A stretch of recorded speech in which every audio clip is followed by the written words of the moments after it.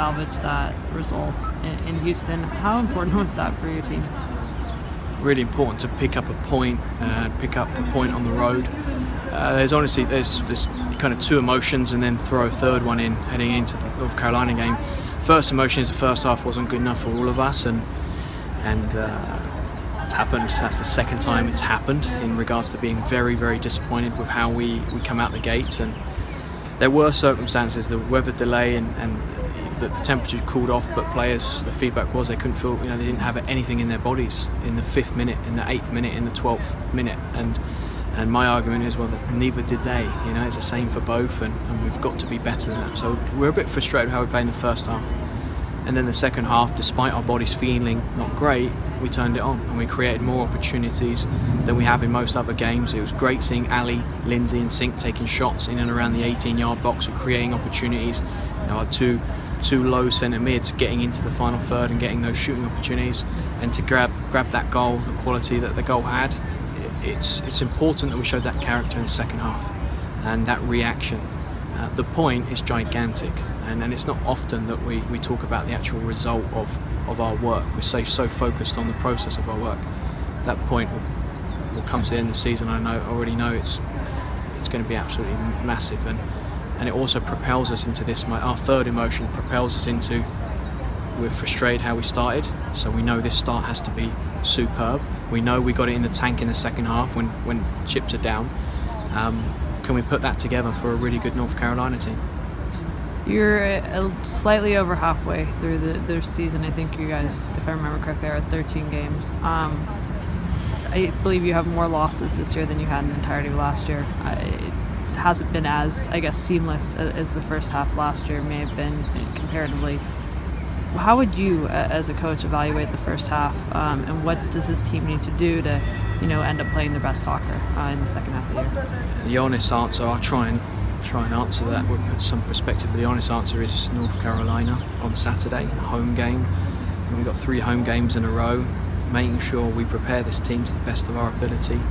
3 points up for grabs, and that's what's amazing about this league.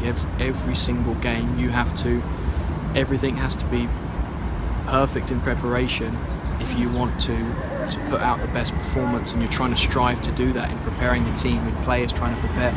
My focus is purely on North Carolina. Take a second to look at the season.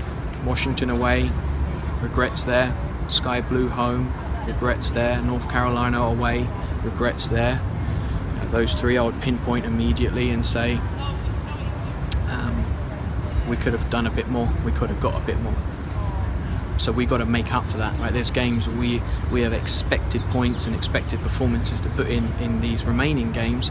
We've also got to do some damage in games that maybe weren't a away game against a top team, might be a point. We've got to go and get 3 there at some point, because we've dropped some points that we didn't want to, or I feel looking back we shouldn't have. So it's all about now, it's got to be about looking forward. We have to steal some points where maybe you take a point on the road in normal circumstances. Houston was one, for an example. That was 3 points. Despite the circumstances were really hard and tough, we got the point. Normally that might be okay. We're in a place where that needs to be 3. Home game against the top team in the league right now. This needs to be 3, and the mindset of the group is really focused and hungry to make that happen. When you look at both the defensive side and attacking side, overall the defense, there's been, maybe a few slip-ups, but overall it's been pretty strong like it was last year. The attacking side, I don't think you guys have had quite as many goals this season. Obviously you don't have Tobin in there. That's a major loss. When you look at and you've had some other injuries, when you look at the attacking side, is there more that needs to happen to maybe you've had some big games, but to get more goals consistently? We have to continue to adapt, and I think last year we planned to adapt. We knew players were coming in and out. We have to continue to adapt, and if you look at the last 2 games, no Nadia, I've seen Tobin, but no Nadia, no Tobin, and then pushing players in there. Sykes coming on, who's just got here, needs some time. So we've been trying to fix some holes and adapt. And right now the picture's pretty clear. We know who we don't have for this next 3 weeks with the Euros. We know what that looks like. We have to adapt. We have to make sure that the system and the style is putting these players in the best position to create and score goals. And I think what the last 3-4 weeks and those games have looked like, it's us playing a system that we set out to play and maybe not adapting as much. And last year we certainly adapted, knowing that we needed to. This year, being stubborn and headstrong, it's taken us a bit longer to. We got to know that an attacking system and model has to be built around individuals, and that's where I feel, as a coach, I've had success before, bringing out the best in those individuals first, and then bringing that together as a group. So we're excited to continue that and evolve. We know who we're going to have now here for the next 3-4 weeks. Let's make sure they are in a position to succeed. We're really happy with Sink in the second half at Houston. We got her in facing goal, getting shots off more than we have in other games. She's been more of a hold-up link player. It's great to have her in shooting positions like that.